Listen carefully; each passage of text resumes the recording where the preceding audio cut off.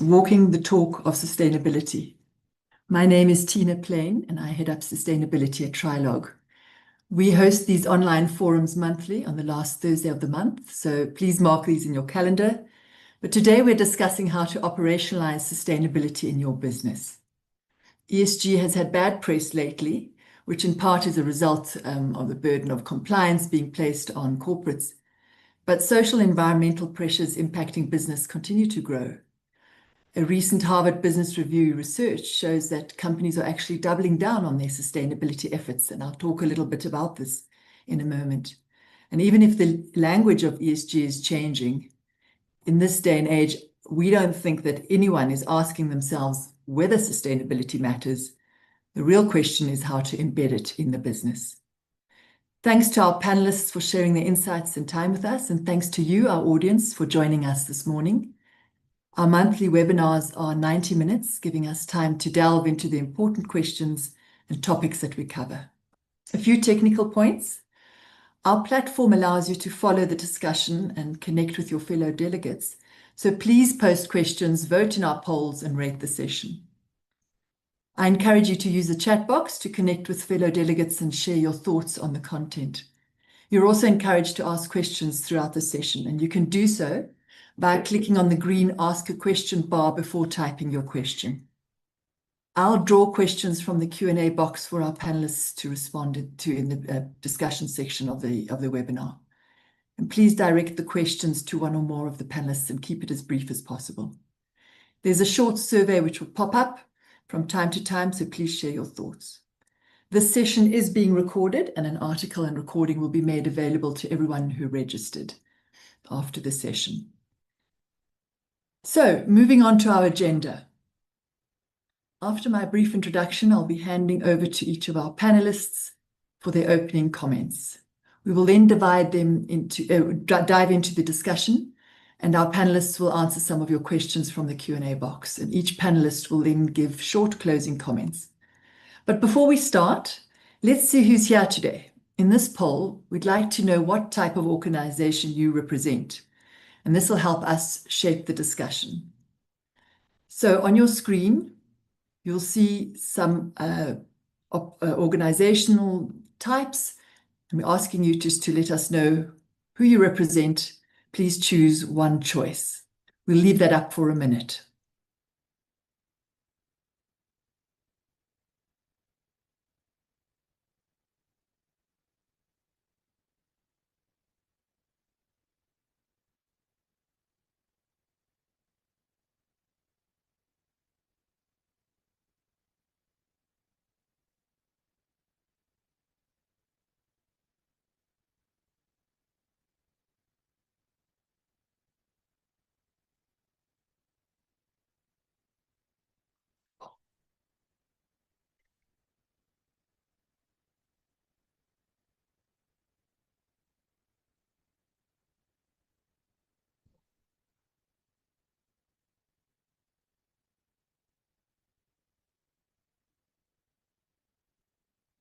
I'm pleased to see some familiar names on the call, but there are also many new names, so welcome to our network.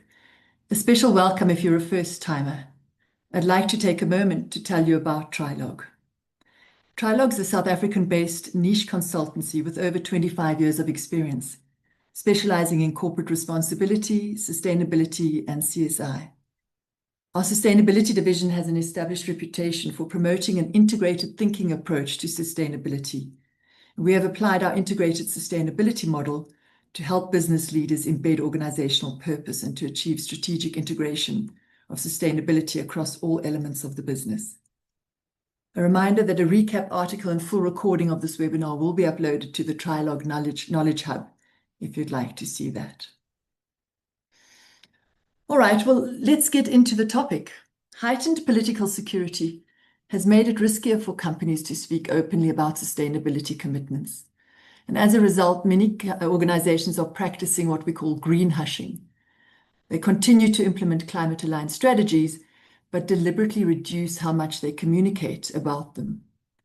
While this quieter approach can shield companies from criticism or political backlash, it may also slow broader progress by weakening collective momentum and collaboration. In the Harvard Business Review research that I mentioned earlier, we can see that companies nevertheless are working and investing in sustainability, and they're embedding sustainability into their operations, aligned with value creation, maintaining consistent leadership, and they're tending to build resilience in changing political environments. If you look at the results from the Harvard Business Review study that is displayed on your screen now, it's clear that companies are reaffirming and accelerating their ESG commitments. So the message for executives is clear.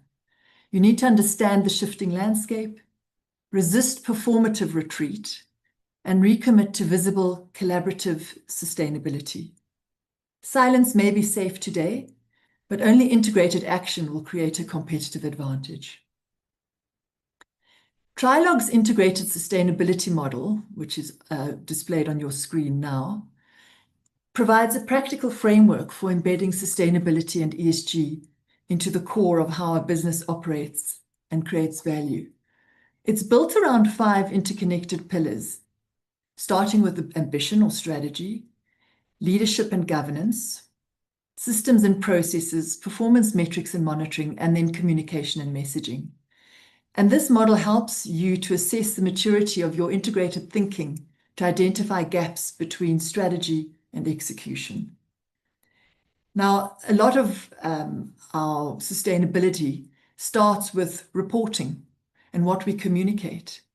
But when you look at this model, that's really the outflow of embedding sustainability across all 5 of these pillars to make sure it's operationalized in the business.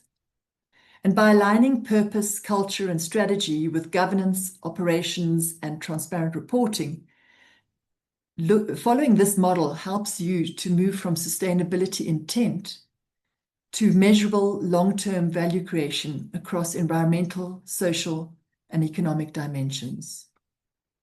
So that is backdrop to introduce our topic. It gives me great pleasure to welcome our panelists today.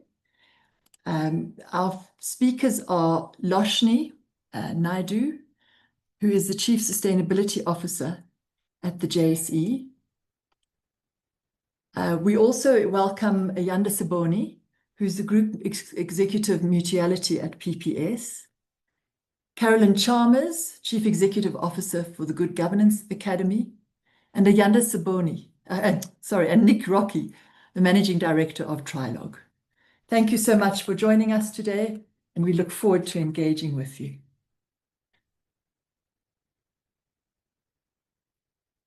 I'd like to start by introducing Carolyn Chalmers, who I'm sure many of you already know. She's an internationally recognized authority in corporate governance and sustainability. She's committed to advancing responsible leadership and long-term value creation. She serves as Chief Executive Officer of the Good Governance Academy and Chief Strategy Officer of the ESG Exchange, both founded by Professor Mervyn King.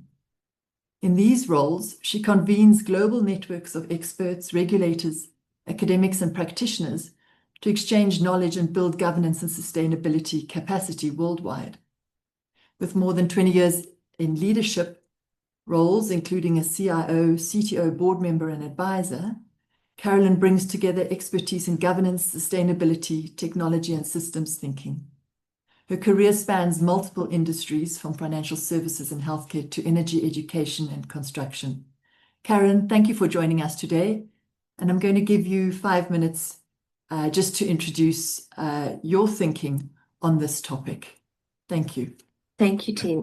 Thank you, Tina. And it's really a pleasure to be online today and to see so many of my peers online too and colleagues. So thank you very much for this opportunity.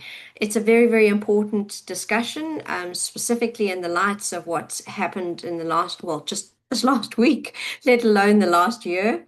And as Losny said earlier on, we're only in March now, but this year seems to have been very full already.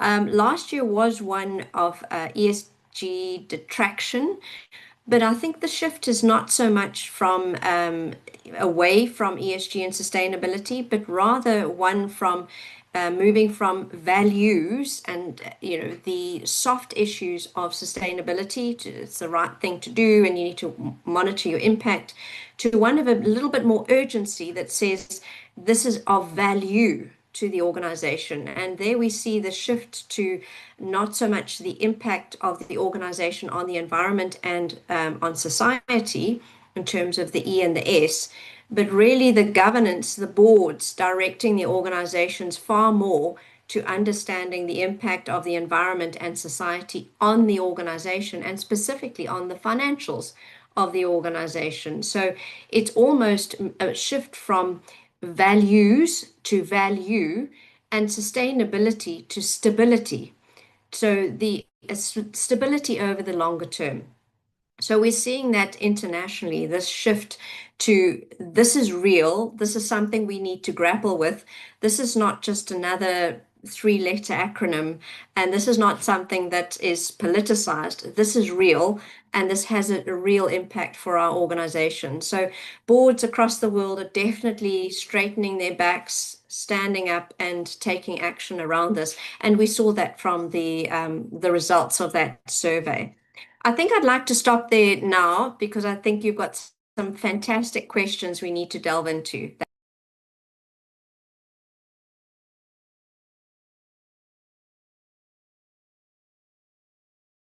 Sorry, Tina, you're on mute. Thanks, Carolyn. Thanks for that. I'd like to pause and just ask our audience what you believe are the three most important factors that ensure sustainability is embedded in a business. On your screen, you'll see some options, and we'd like you to select three in terms of what you think is important to ensure sustainability is embedded. As Carolyn was saying, many boards are now shifting from values to value and sustainability to stability and are seeing it as real. I'll give you a few minutes.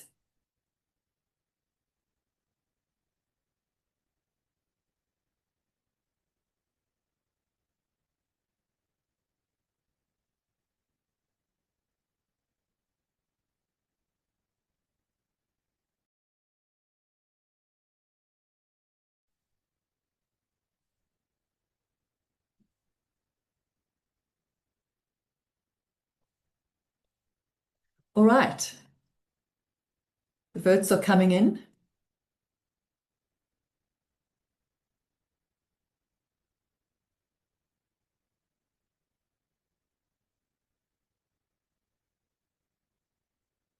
I think what we can see here is the importance of the board in making sure that there's adequate sustainability oversight. Also that embedment into the operational risk framework, very important. And I think when it's seen with a risk lens, organizations do take it seriously rather than this is something we should be doing because it's the right thing to do. Also being embedded in the corporate culture, mindset, and narrative, which is important because that speaks to real organizational purpose elements. And then long-term value creation and resilience. I think that touches on what you were saying, Carolyn, and that is core to strategy and capital allocation. Thank you. Very interesting and really important for our conversation that will follow. Before we get to the questions, I'm going to introduce Loshni Naidu now. Loshni is the Chief Sustainability Officer at the Johannesburg Stock Exchange, and she brings 18 years of climate change, sustainability services and ESG. Her role as CSO focuses on the JSE's own sustainability efforts and the measurement of ESG metrics of its listed clients. And it reinforces the boss's ongoing ambition towards transformation, improved regulation, and a more sustainable future. Her responsibilities for sustainability at the JSE include products, services, strategy, and board reporting. Wow. And she also represents the JSE on various industry advisory panels related to sustainability, responsible investment, and climate change. She's a chemical engineer by training, and she's immersed herself in mining, agriculture, and chemical manufacturing sectors, but obviously, more recently, she's placed a lot of emphasis on the evolution of sustainable practices and corporate social responsibility. Thank you, Loshni. Over to you for your opening remarks. Thank you very much, Tina. Good morning, everyone. And it's such a pleasure to be here and be a part of this conversation, which is so critical. And I want to start with just a reflection of South Africa in terms of how far we have actually come from a sustainability perspective. We do have a very strong voluntary sustainability reporting, integrated reporting background. And that's held us in good stead over the years. And we've seen, and what's so important about these reports is that they provide us insight, they give us some insight about how companies are responding to sustainability challenges. But again, we need to think about reporting as a part of your sustainability journey, which reflects how you embed sustainability, how you respond to your sustainability strategy, how do you respond to sustainability type risks. So just again, to take a step and remind ourselves, reporting is one part of this journey. So over the years, and I love, the study, the results of the study, Tina, because what it does do is echo some of the sentiments and some of the engagements that we've been having over the last year or two. And as Carolyn was saying, you know what, things are changing constantly, and sustainability space is constantly evolving. And I think that's some of the challenges sustainability teams and broader companies are actually facing is this constant shifting of, I want to say, goalposts, and trying to keep up and trying to, ensure that we're meeting those targets or we're meeting those commitments. Because what we do see in South Africa is lots of the large listed companies have embedded sustainability to a degree within their operations. It sits at their strategy level, it sits at their board level, it's part of those board conversations. And I think this latest poll you ran, it is part of the risk conversation. So your ERM teams are actually driving, for example, climate scenario analysis work. But as a country, we have in certain instances, and I don't want to broad brush this that, sustainability is embedded and everybody's doing this. But we do see pockets where certain sectors are driving this conversation. So more recently, there's elevated and increased conversations around nature risk and how do we incorporate and understand what nature means for certain businesses. But we do still have a lot of work to do. And I think the last comment that I want to leave everyone with is, yes, it's a constantly evolving space. Yes, there is a lot to do, but it doesn't mean that because it might be overwhelming and onerous, we should just give up and stop at this point, because the outcome of what we are trying to achieve, it's too big for us to just take a step back at this point. Thank you, Tina. Thanks, Loshni. Yes, it is interesting to see from a sectoral point of view, and I guess in your role, you do see this, that certain players or certain sectors have really moved faster than others. And my next poll then really touches on, I'd like to ask all our audience today, which sector you think is most credible when it comes to walking the sustainability talk? Who do you think has really set the bar and is doing a great job in embedding sustainability in how the business operates? On your screen, you'll see some options. Please pick one. I know it's difficult, but let us know who you think's really been winning the race. I'll pause there for a minute.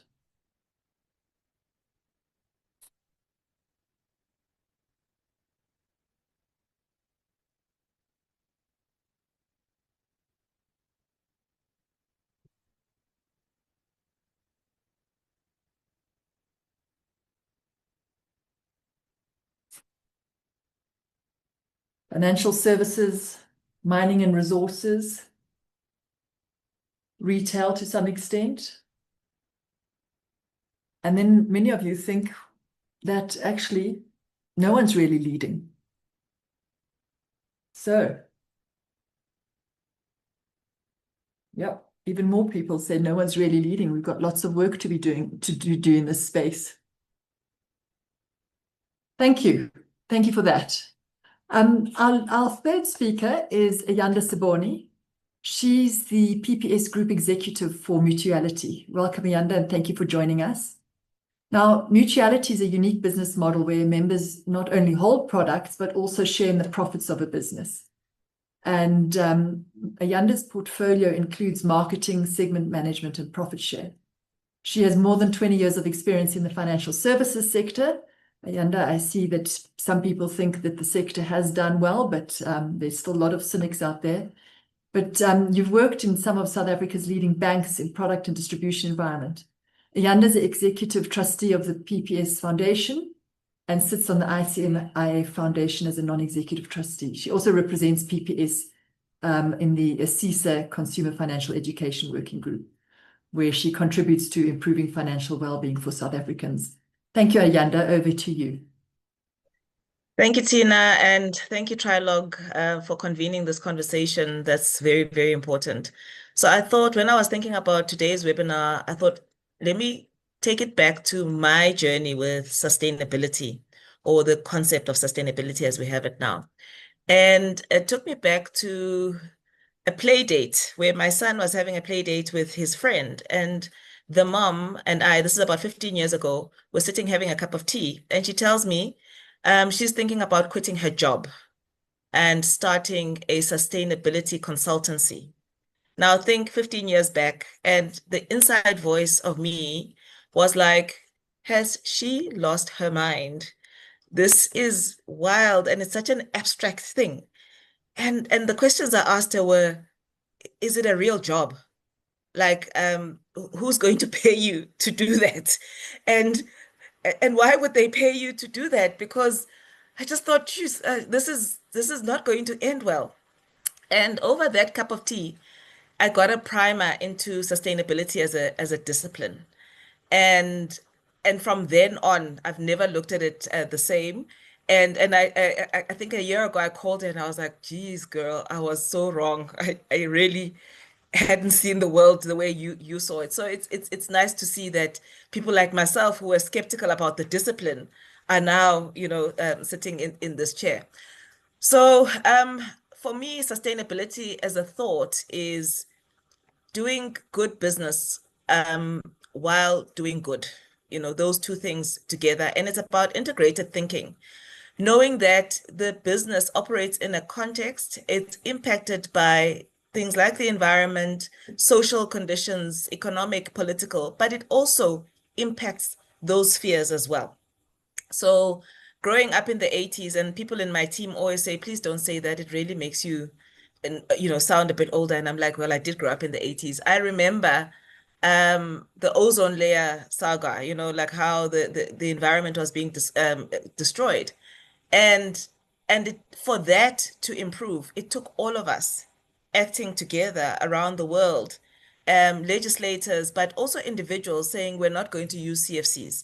So it's about that level of integrated thinking and collective action to do the right thing. And when you think about how businesses impact the context, it's the decisions that are made by individuals that sit in positions like ourselves that make all the difference.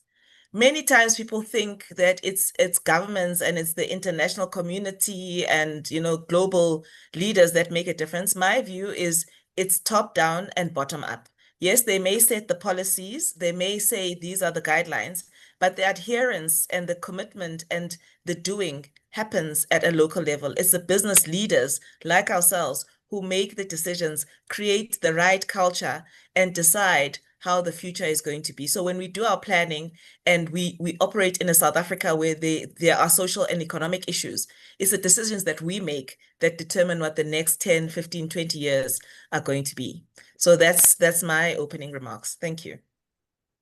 Thanks, Ayanda. Thank you for that. I think that poll showed us how important business culture and the tone set from the top is. So thanks for that. We're now going to step into questions that we have for our speakers. Please remember to pop any questions you may have in the chat, and we'll get to them in due course. Carolyn, I'm going to start with you.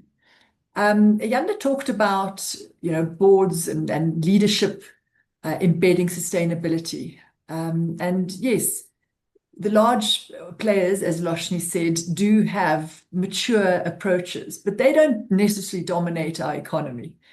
How many boards do you think, in your experience, are really having their strategic decisions shaped by sustainability as a standing item on the agenda, how they allocate capital? Or do you think that there are parts of our economy where it's still largely a compliance and reporting exercise? Tina, I'd like to separate it out, board level versus senior management executive level, because especially in the large companies, because what I am experiencing in terms of working with boards across South Africa and African organizations is that the boards haven't really, and I'm speaking out of turn because some boards have really taken it on board and are really embedding it in all of their thinking, and the returns are certainly being seen. And if you have a look in the retail space, lots of information around that. You can see the retailers that are starting to, well, have actually embedded it in their practices. So there are those that are absolutely have embraced it, are embedding it, and are leading it forward. Others are taking at a board level, have not yet got their minds around integrating it effectively into strategy, is my sense. This is all my personal opinion, please. But the executives have very much got it on board and have got their hands around it. So we see, yes, some organizations, the boards have got it in hand, they are running with it. Then we have the organizations where essentially it's the executives that are driving the agenda. And then we have where it is a truly compliance exercise. And at the moment, we are not in South Africa as compliance driven. I'm saying across the board from our CIPC, from our Companies Act, etc. perspective. Certainly the new King report, King 5 on corporate governance that has come out has emphasized sustainability and value creation a lot more. But across Africa, where Zimbabwe, Nigeria, Egypt have been the first countries to adopt the sustainability related financial disclosures, those compliance requirements are certainly driving a lot more activity on the compliance side. But if I could, and I'd like to check in with Loshni on this, my own personal perspective is it's a real bell curve. We've got very few boards that are grappling and actually bringing strategy inside. I would say we have very few boards that are taking a purely compliance-based approach. And then we have largely where the boards haven't got their hands dirty yet in the implications of it, but certainly the executives are well underway. And I'd say the large majority of organizations, the executive teams are embracing certainly the sustainability related financial aspects of sustainability, of reporting, disclosure, but also embedding that information in the organization strategy. But I'd like to check in with Loshni from a listed company's perspective if that plays out. I'm talking about all sizes and types of organizations, from small non-profits through to large listed. So I'm kind of giving a general opinion. Thanks for that, Carolyn. And I can concur, because we often in our client base see the frustration that some of the executive teams feel when the board is paying lip service or just doing the minimum, and it does create some tension. Loshni, what is your response to that? Do you think boards are mature in understanding the risks, the sort of double materiality of inside out that Carolyn touched on, and the long-term value creating? And what capability gaps do you think exist? So I want to, thanks, Tina. I want to build on Carolyn's response, because what we're seeing actually echoes what Carolyn as well as yourself have articulated. And I want to take a step back just from the capability perspective and just broadly respond to it from, broad sustainability capability. So Just Share, I'm not sure if everybody remembers, they released a publication last year where they looked at the top 40 boards, top 40 listeds, and they looked at the director's sustainability qualifications. And the two stats that they pulled that I'm just going to pull out, one was that 55% of the top 40 do not have a director who holds a sustainability related qualification, and only 5% of the total directorship positions of the top 40, sorry, I'm just losing, are occupied by directors with a sustainability related qualification. So before anyone comes at me about experience versus qualification, I'm just using this to articulate a point, which is that ongoing capacity building for boards is a critical enabler to embedding sustainability within organizations. And why I'm saying this. So the first one is that what we see play out in boards is one of two things. One, the lack of understanding knowledge of sustainability in the broadest context either results in board members not engaging effectively with the information that's presented to them by the executive. So they don't challenge, there's no debate, there's no asking those relevant questions. So things are not challenged, and either they say no, do not implement, which makes executive teams and their sustainability teams to go back to the drawing board to try and pull something else together to justify why we are doing certain things. The second thing that plays out is peer pressure. So boards of companies or executives sign on to specific commitments that without necessarily debating, engaging, and understanding why does this make sense for this specific company? Or the third part to it is they get bogged down in the minutiae. So it's looking at the detail of implementation or the detail of a certain initiative or commitment, which also hampers and the whole embedding of sustainability. So, it does play out in different forms. And again, this is also a generalization. But what it talks to is because potentially board members do not want to, ask questions or challenge because it might show up the lack of understanding or awareness or knowledge. So that's why this is a huge space and a huge responsibility from organizations to ensure that their boards are capacitated and have the requisite understanding, awareness of sustainability, whether it's climate risk or nature risk or it's social issues. It is the responsibility of organizations to ensuring that ongoing capacity building. I think I'll stop it at that point. Thanks, Tina. Can I jump in, Tina? Yes, please do. So my background, because this is deja vu for me. My background is in IT, but also quantitative resource ecology. So back in the 1980s, 1990s, I was bringing together both IT and zoology and ecology together. And I saw this wave with boards not being able to grapple with technology, with IT, because they hadn't grown up with it. And now for me, it's deja vu, is because now boards haven't grown up with ecology and environmental and chemistry. And so it's almost deja vu. So we're seeing it again. And right to Lashni's point, the education, the foundational education hasn't been there right from schooling all the way through into professional careers and experience in applying these kinds of things in a professional environment. So absolutely agree with Lashni. Thanks. Thanks for that. It's a very nice parallel. I never knew there was something like a qualitative resource ecologist, but I'm going to go and research that now. It sounds fascinating. It's amazing. Ayanda, perhaps I can turn to you now because you're sitting, at the coalface there. And let's talk about in PPS. how your mutuality model helps shift decision-making at executive level and then at board level, as you have to really walk the talk of the mutuality ethos. Yes, thank you, Tina. Just to give people a sense of what this mutual model is, we all know with the normal firm, you've got the shareholders, you've got the clients, you've got the boards in the middle. In the case of a mutual, we don't actually have shareholders.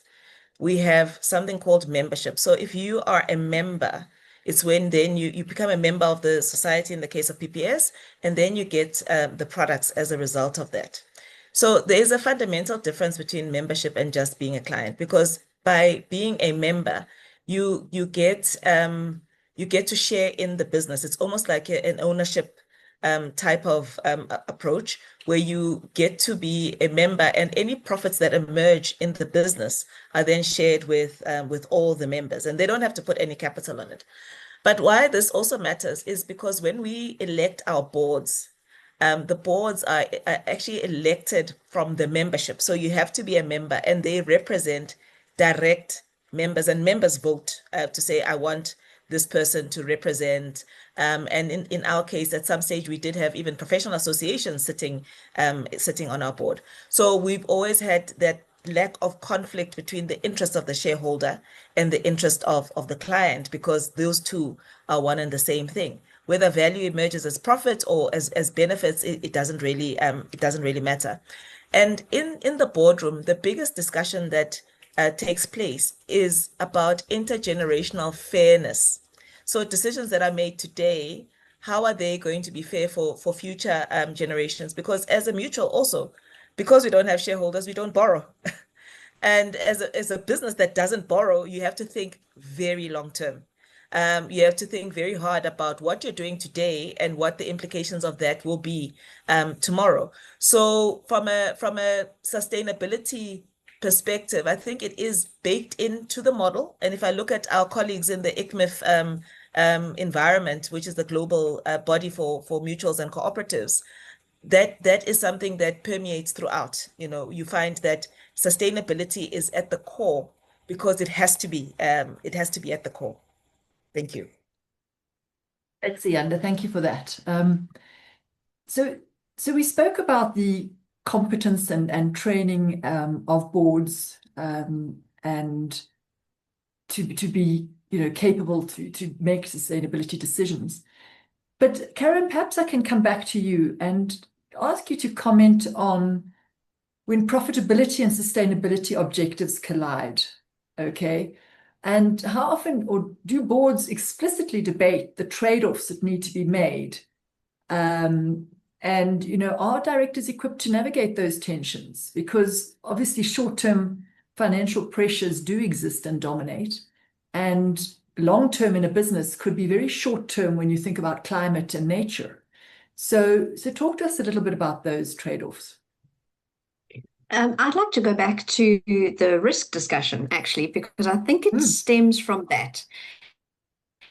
Is that our risk reports and our risk officers and our risk managers tend to give us a two-dimensional view, red, amber, green, of risks, going up, going down, normalizing.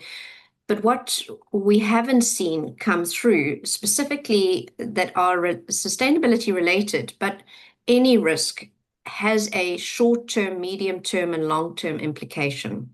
And the risk could be higher in the long term on the organization's stability.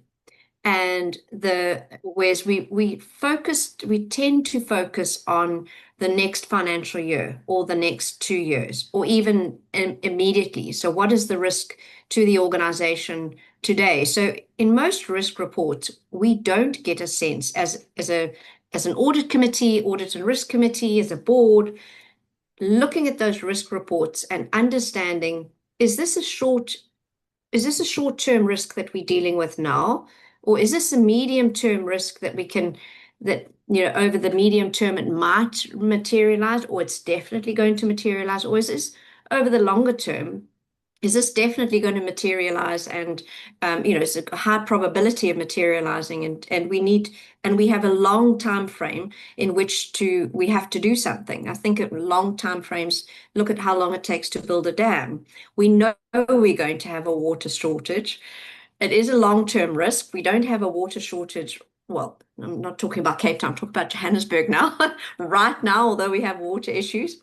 But it's going to take a long time to sort it out. So we need to start our risk mitigation activities now, today. So I think there's a discipline that needs to come through, and it needs to be promoted through our risk profession and into the board, so that the boardroom can start their discussions not so much about risk general and risk to the strategic objectives, but risk to the strategic objectives over the short, medium, and long term, because that's how we're looking at value creation.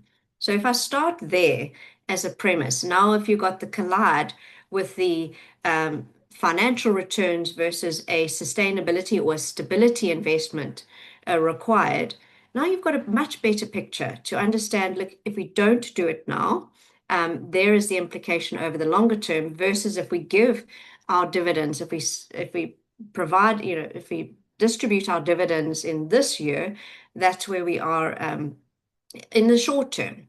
And if we look at now taking that risk lens and this colliding or the dilemma that boards face, and then we add on another lens to that, just a higher order lens is on value creation. And value creation is over the short, medium, and long term. And we understand that since the industrial era started, we have had winners and losers. And the primacy of the shareholder has been that the shareholder will always win versus environment, where the environment extractive, resource extractions, etc., has never won, has never been factored into. And I say never with trepidation, because I know that some mining companies have certainly reinvested in environmental stability. So we need to balance over the short, medium, and long term and have a risk lens and apply that in terms of our value creation. Now, for me, the purpose of the organization and the values of the organization are at the heart of decision making at a board level. The very next step before we get to strategy, which is largely informed by the executives and co-created with executives, is a board understanding of our value creation, let's say, framework. Who are our stakeholders? How are we going to create value? And who are the winners and losers? And make really informed decisions before we go into the strategy of how that's going to happen. So there is an emerging discipline around this value creation stuff, and we've had it for quite a while now, since I think 2008. What does it actually mean to our strategy in the organization? Is it something that gets added on the end when we're doing our integrated report, or it's something that we do prior to setting the strategy for the organization? So it's a whole new way of thinking, and it's certainly one that at an international level we have built into the corporate governance standard, the ISO 37000, where value creation is very much, or value generation is a key consideration for boards of directors. I think it was ahead of its time because we're not there yet as directors generally, as this in creating a value generation framework. But it's something that we need to get to, is understanding not only short, medium, and long term, but the risks and the value that we're going to create over those periods. I hope that wasn't a bit too technical. Are you on mute, Tina? Sorry, my machine's muting me today. It's not liking me. I'm going to take a question from Alex Pottinger in the audience, who talks about this, companies typically look at value in a business case sense. And Alex's question, and Ayanda, I'm going to pose this to you. When trying to ensure buy-in for focus on sustainability, especially at management or leadership level, the importance of communicating the business case is often emphasized. And in my opinion, sometimes at the expense of engaging with the issue in all its complexity. And Alex asks Ayanda, how do you balance the various motivators from principle to compliance, risk, proactive, positive impact to profit when having these conversations? Perhaps you want to share with us an example of the business case or the value and how the trade-offs were then evaluated. Sure. Yeah, look, when a business case, obviously in business, the first thing is what is the financial implications of whatever that is being proposed. So there's always that lens. But as I said, in our business, things are very much future future orientated and looking into the long term. So I'll give you an example which happened a couple of years ago. So the health professionals were in a bit of trouble because insurance premiums for indemnity were just going out through the roof. There was a point where for gynaes, it was almost uneconomical to operate because the premiums were so high, and it was driven by the litigation against the doctors. So that class of insurance was a distressed class. And if a class is distressed, you don't touch it with a barge pole because you're not going to really make any money.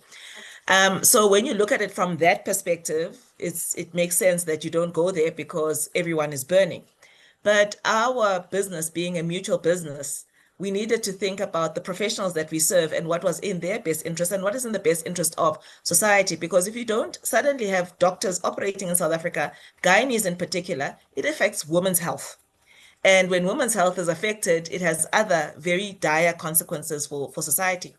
So looking at that, so the one part is from an underwriting perspective, well, you could possibly burn and lose a lot of capital, but there's also a need from a membership perspective. And so taking a long-term view, we then actually decided to go in and create a business that focuses on indemnity for health professionals.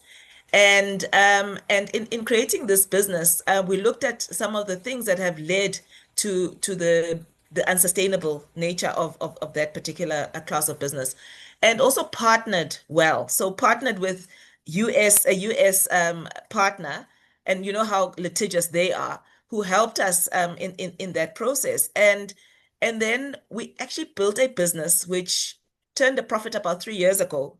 Like, it was unreal how quickly it did it because of the way that the business was put together and the way that that we approached the whole situation. So that was one case that took a long-term view instead of a short-term what's in it for us. That's a brilliant example. Thank you for that, because I think what you're showing is how a business risk was looked at with a sustainability lens and turned into a long-term view, turned into an opportunity. Yes. And that's really at the heart of some of the regulatory changes that Carolyn touched on, that we're seeing in Zimbabwe, Nigeria, Egypt, related to sustainability disclosures and reporting that have been adopted across many markets and probably will hit us in terms of the regulatory requirements soon. And I'm going to just ask Loshni here, perhaps to give us a little sense about how the issuers are working towards sustainability reporting, and in your engagement with member companies, how are companies treating this as a strategic opportunity rather than a disclosure obligation? I'm specifically thinking of IFRS S1 and 2.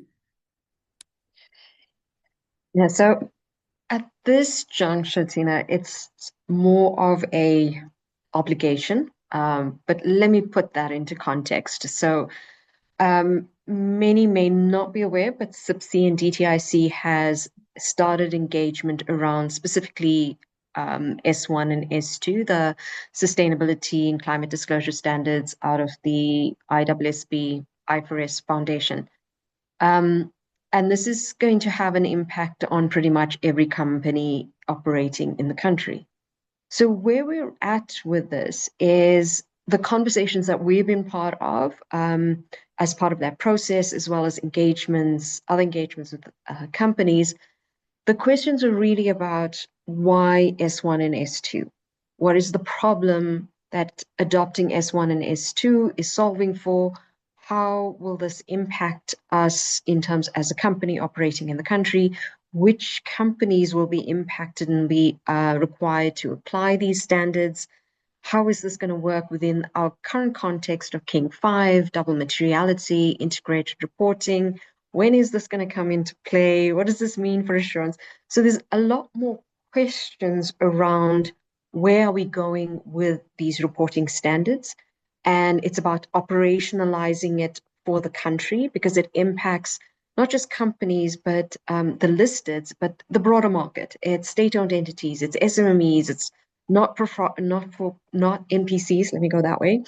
So it's the entire market, and how do we do this adoption? And I think also one of the things that companies are doing that internal reflection, because we're used to GRI as an example. So S1, S2, SASB are all very new. Most companies that have been doing reporting have established systems, processes, data management, etc. But now it's looking at, well, okay, there's a new reporting framework. How do I adapt or evolve these to apply and report against this new framework?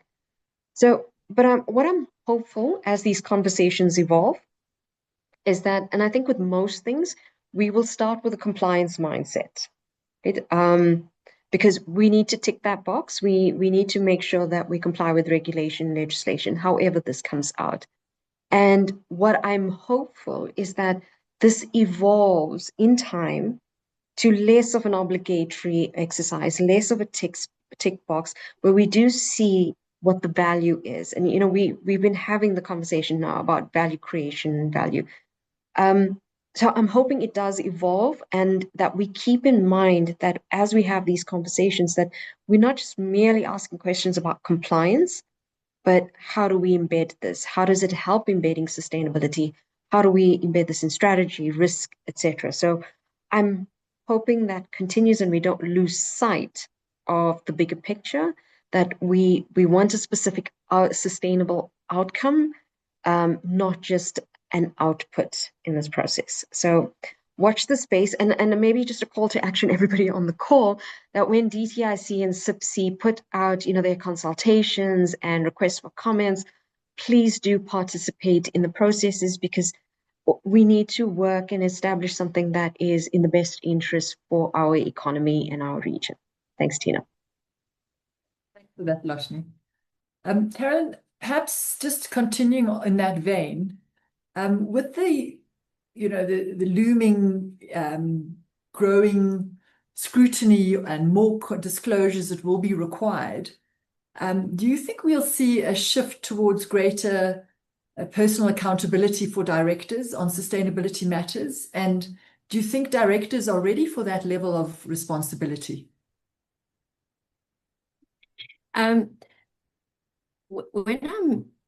When I'm training and consulting, advising boards on sustainability, the first thing I ask them to do is decide on their approach, on their personal behavioral approach. Good governance needs good behavior. So what is their approach? Do they want to do the minimum and check the box? Or do they want to do their best and do, and optimize around this? Or is it somewhere in between? And generally it's somewhere in between, unless it's seen as a competitive advantage. If it's seen as a competitive advantage, then you're going to optimize. If you're just going to comply, then you're going to, leave it to the compliance team to draft your reports and cast your eye over it after the audit committee has checked the information accuracy, etc. for you. So really, it's the leadership of the organization, the board, will be determining how are they going to approach this. And everything starts from there. So are they going to approach this as a they're really going to put their minds to this and they're going to make sure that this really is embedded in the organization? Or is this just going to let it happen like a hamster wheel at the end of every year? So I really feel that the tone is established from the top, even though the executives are driving this most of all. The boards will set a precedent in terms of what information they're going to scrutinize. So are they going to actively unpack the information, want to know how it fits together, how management is aligning things together with the strategy, and what do they predict in the future, and what insights do they have in terms of where the organization is? Are they going to ask those kind of questions? Or is it going to be a taken as read? Yes, reviewed the assurance providers have reviewed the information is accurate, sign it off. And that goes all the way from the new King 5 disclosure framework.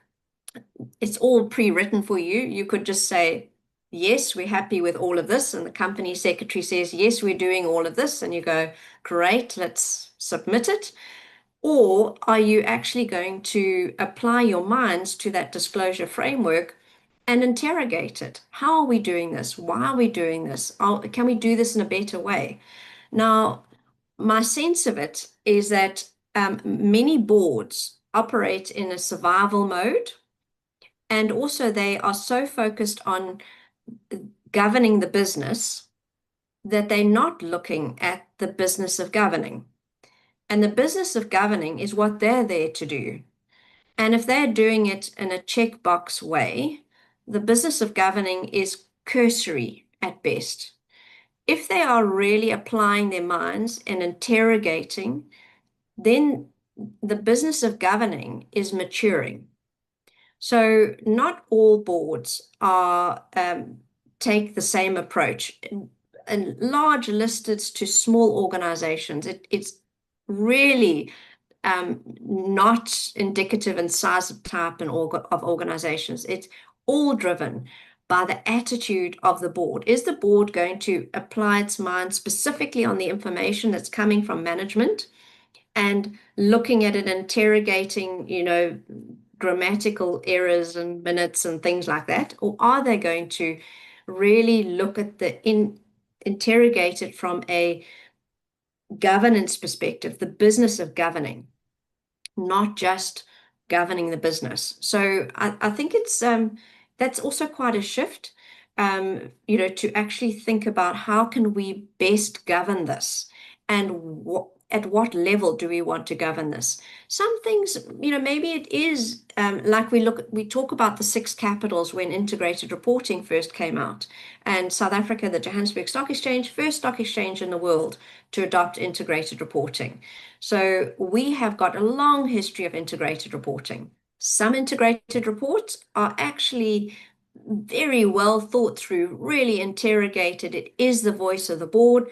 Other integrated reports are, let's check the box, let's make sure we've done everything. Compliance team puts it together, or the marketing team even worse puts it together, and we check it, and yes, we're happy with it, but actually we've got bigger stuff that we need to spend our time looking at. So it really, boards need to decide, are they going to treat it like it is the voice and it's the attitude of the board, or are they going to treat it like another compliance requirement? Now, it's not up to us to say how companies should do it.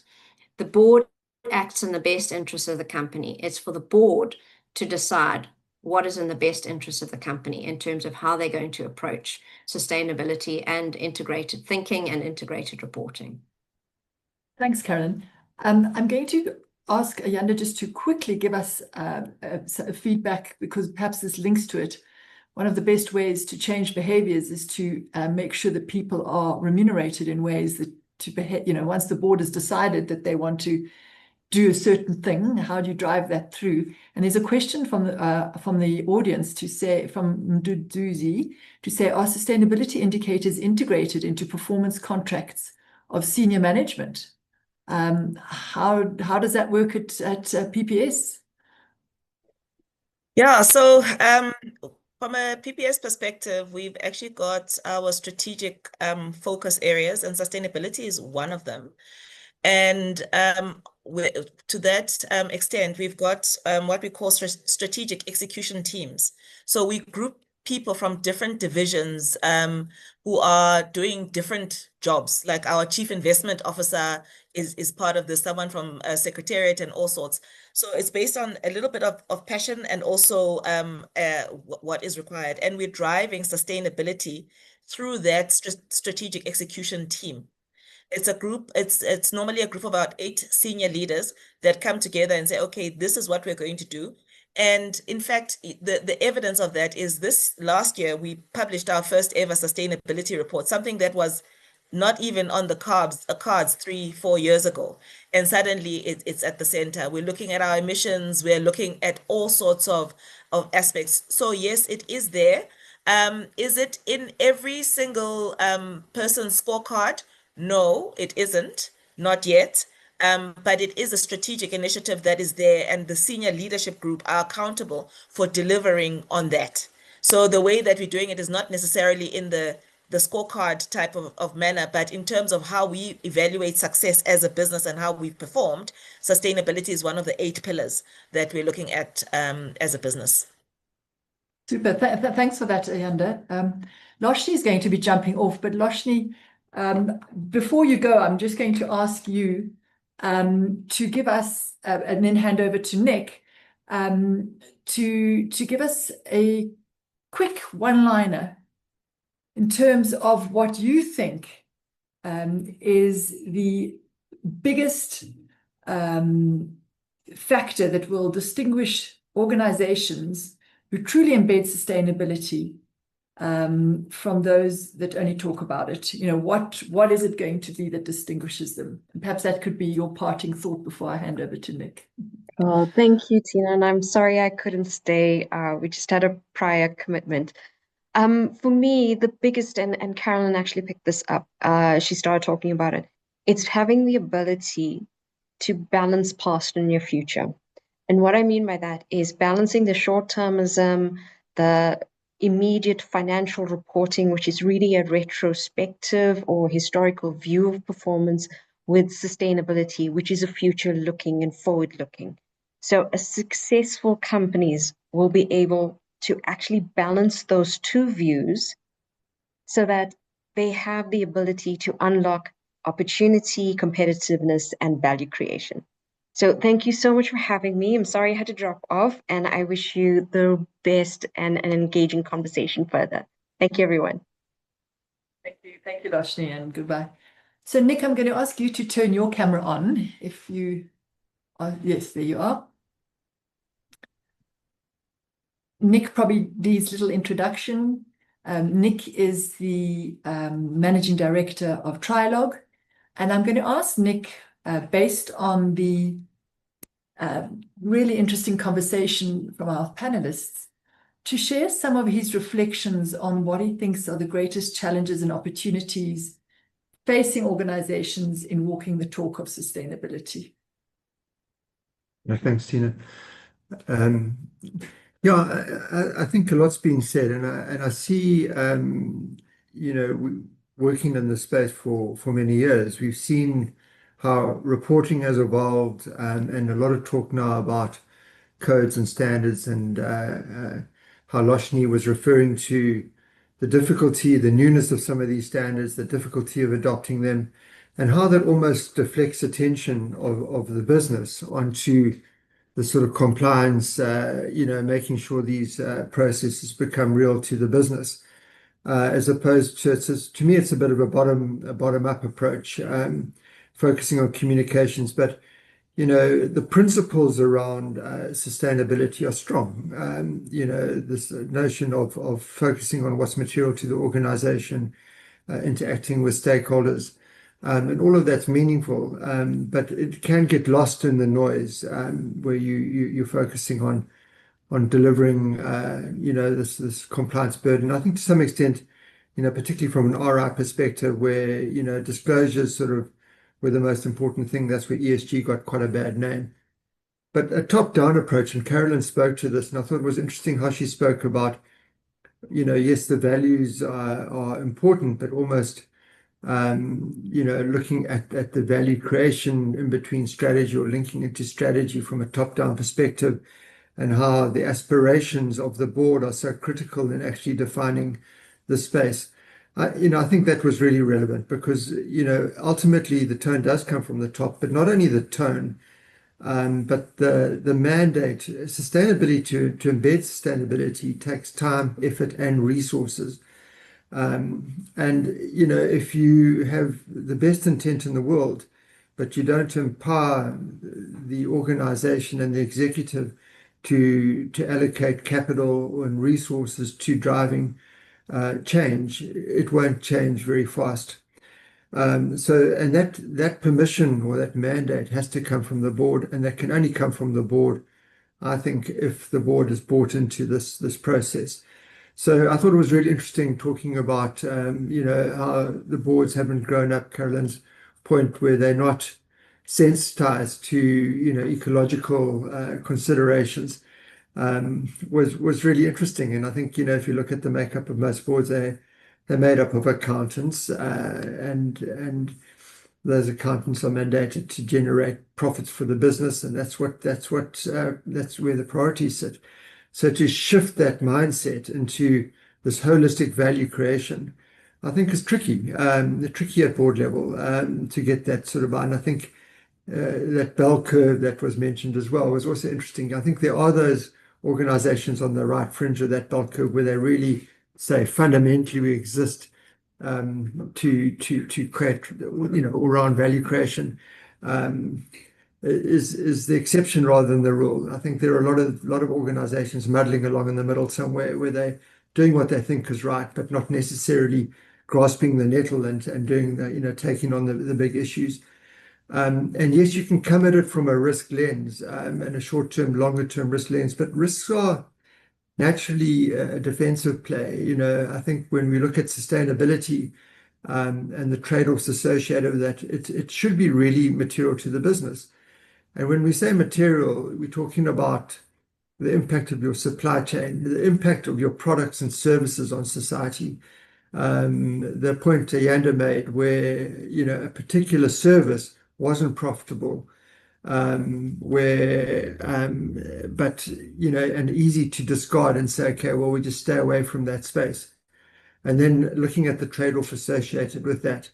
And saying, well, we really need as a business and for our, and the value play comes back in there, and you say, well, if our values are right, that we've got to exist for those professionals and for society at large, what's the right thing to do there?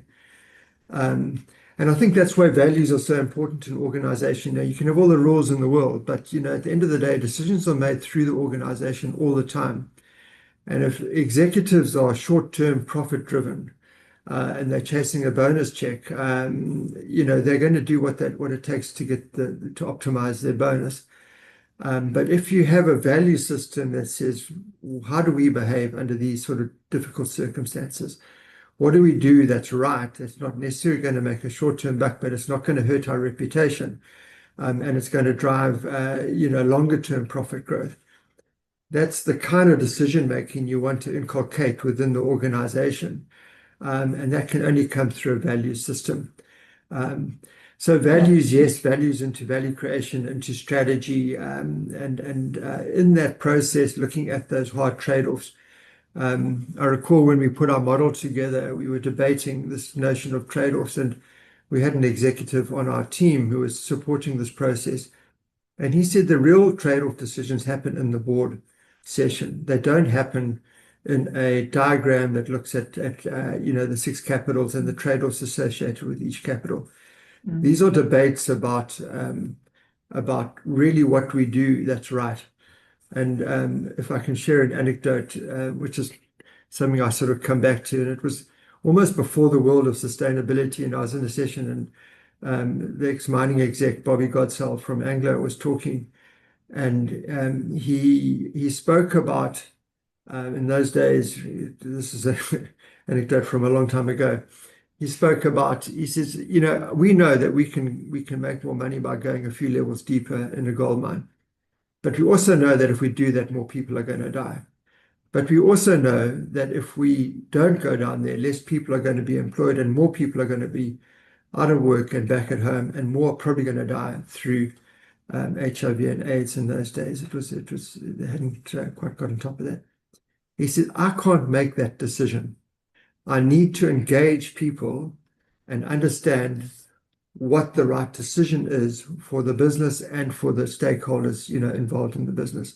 And to me, it's a wonderful example of thinking trade-offs at a very senior strategic level, understanding the play-off between money and people's lives, and also understanding that you need to engage key stakeholders as part of that decision-making process.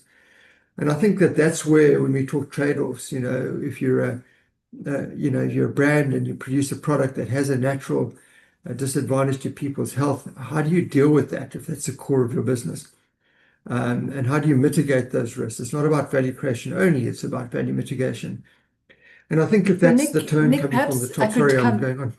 No. I've just got, you made, you know, that anecdote you shared is such a nice one, because it really, it's got a strong local spin. We can, as South Africans, all understand that. And there's an interesting question in our from Marla, who says, you know, when we inculcate, or when we want to bring investments, inculcate investments in Africa for implementing sustainability visions, how do we do that in a way that's really relevant for us, with a sense of pride, rather than looking to the north in terms of how we do it? So using your example, you know, how do we localize our sustainability decisions? I think Marla's asking.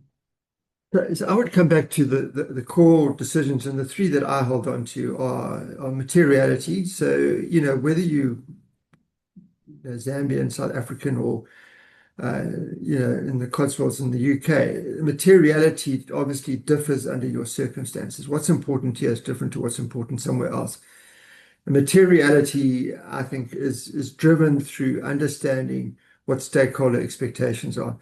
And by doing that, you have to engage meaningfully. You can't engage transactionally with stakeholders. You can't run a survey and think you've engaged stakeholders meaningfully. It's a two-way communication, not capitulating to a stakeholder's agenda, but understanding where the points of tension are, where your business intersects with those stakeholder requirements or needs, and then how does that impact you as a business in terms of how you manage these issues, and then value creation. And at the end of the day, it's holistic value creation. You know, whether you formulaically go through the capitals model, which is one way, or you just sort of holistically look at value beyond financial value. I think those three concepts sit nicely together. And just to sidetrack slightly, I see there was you know, there were some NPOs on the call, and what's the relevance of all of the space for NPOs? But if you apply those principles as NPO, sustainability is relevant no matter what kind of business you're in. You know, what's material to you in a business that you're in, whether you're an NPO or a multinational. And who do you actually engage and how? And obviously in a non-profit context, value creation happens in terms of the impact that you have to society or in the environment. So it's got a slightly different feel to it. But it's still value creation in whatever way. It's just that the emphasis and the focus is slightly different in that thing. But I think, yes, obviously, you know, if you engaging local stakeholders, you get a local context, and that's going to be very different to the stakeholders, and the issues that you grapple with are going to be very different. And that's why those principles should ultimately, I think, be honored before you go to the letter of the codes and standards and say, well, you know, have we touched on this issue? Have we touched on that issue? If you go about it from first principles, you'll find you cover all the necessary issues relevant to your business anyway. Thank you, Nick. Thanks for that. You know, great insights, principles driven. And if you follow the principles, Marla, then, you know, it's going to be contextually correct for our markets. We're going to pause here and go on to our last poll, which is going to be on your screen now. Where do you see the greatest opportunity in your business to embed sustainable business practices? please give us a single choice from the options that are coming up on your screen.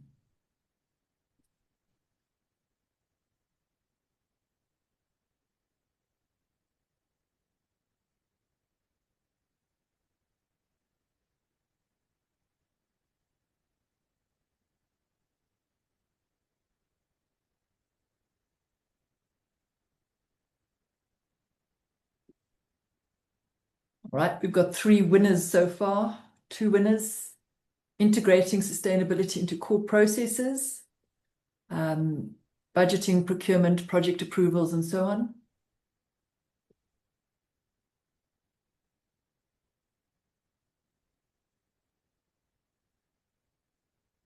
Moving from compliance reporting to decision useful performance reporting.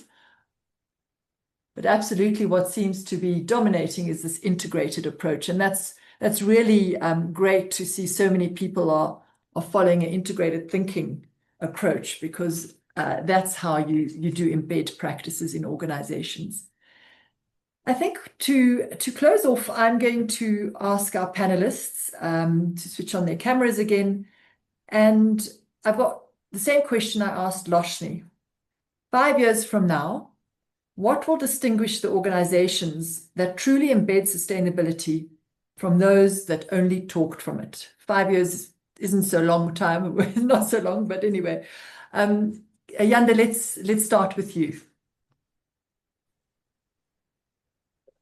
Yeah, in 5 years or even longer than 5 years, what will differentiate is, I guess the market forces sometimes do tend to punish. The generation that is growing up now is a lot more vocal, a lot more demanding of businesses to do the right thing. So there is going to be consumer pressure. There's also going to be, like the price to do business is going to get higher and higher.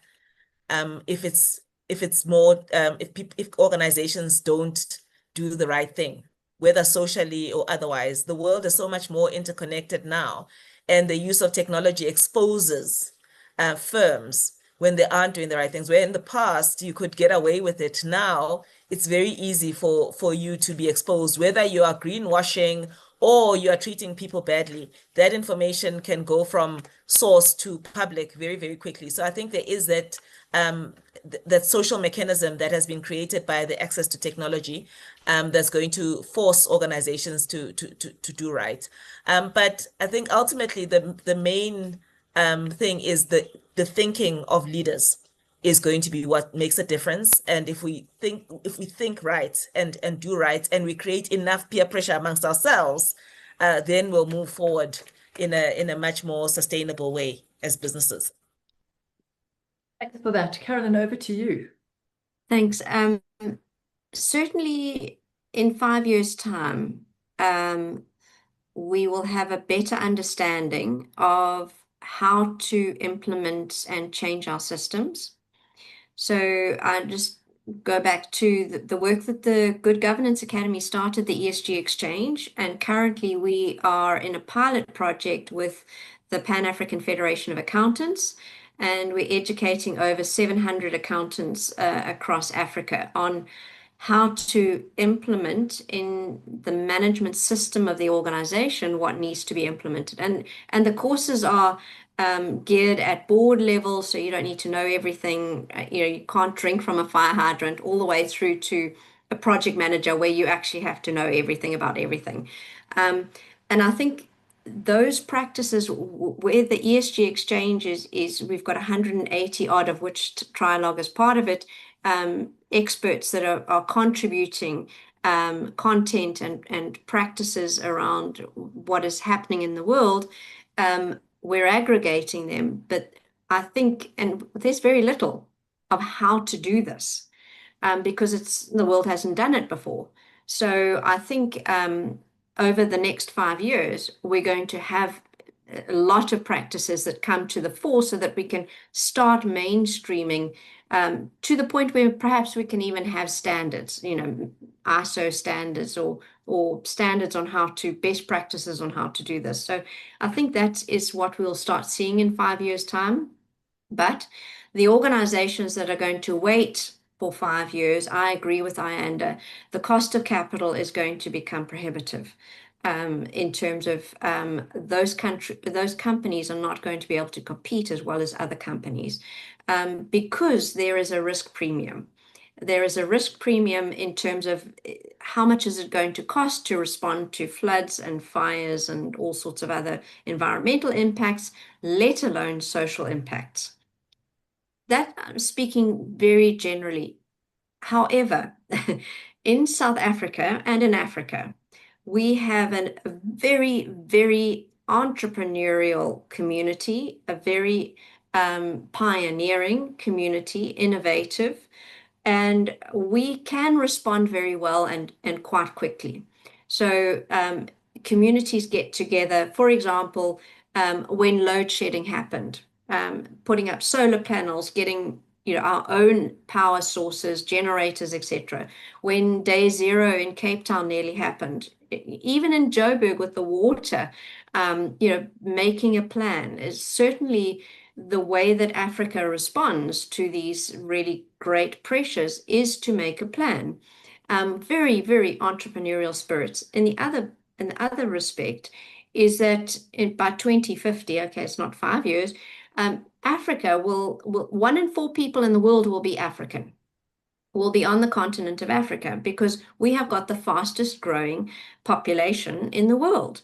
So with that growth comes a growth in our economies, etc., as these economies start thriving. So I do think, although Africa is disproportionately affected by the climate crisis and social factors, we also have a culture of innovation, agility, entrepreneurship, which will see us do well. And that is equally relevant in the South African context, is that we do see that. So yes, our companies will be impacted, specifically on the growing cost of capital because of the risk premium. And those that do embrace the concepts of sustainability impacts on the organization and the impacts that they have on the environment and society will fare better. But how much better, I think, is not as material or as wide as we would see in organizations in developed countries. Because I think in Africa, we do have that entrepreneurial spirit that we can make a plan, we do make plans. And so perhaps that gap isn't as wide as we would see in other countries around the world, specifically developing economies. Thanks for that, Carolyn. I see that there's a question from Abida Davis, who says, if trade-offs happen at the board level, how do we influence the board, especially if there's no chief sustainability officer?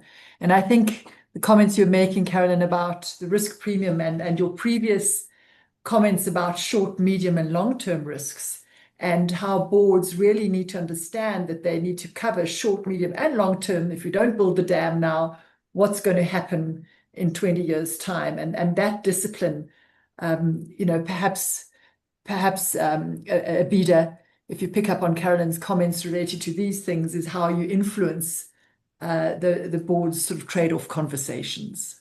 Okay. I'd like to introduce you to our Trialogue integrated sustainability self-assessment tool, and welcome you to click on the link and take part in this assessment. This self-assessment is a confidential tool. Nobody sees your results and nobody sees what your answers are, but it'll help you to understand how deeply sustainability and ESG are embedded across your business, across those 5 pillars which I introduced you to initially.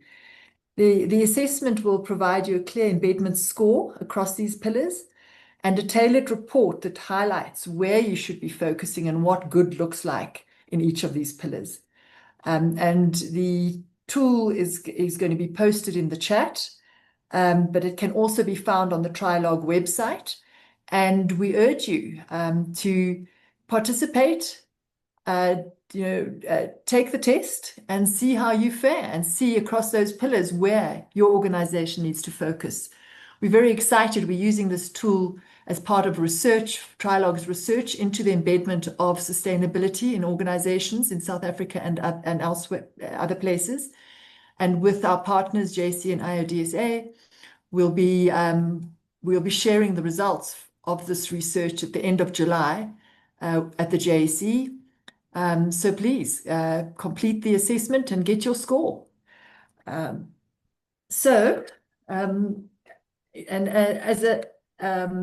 That really brings us to the end of today's webinar on walking the talk of sustainability.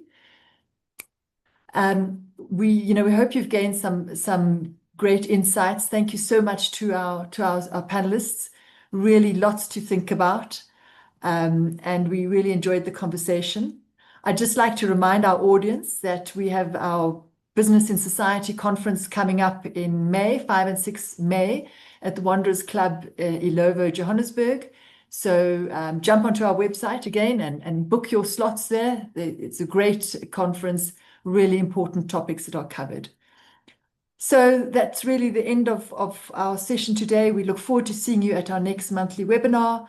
You can find more details on our website.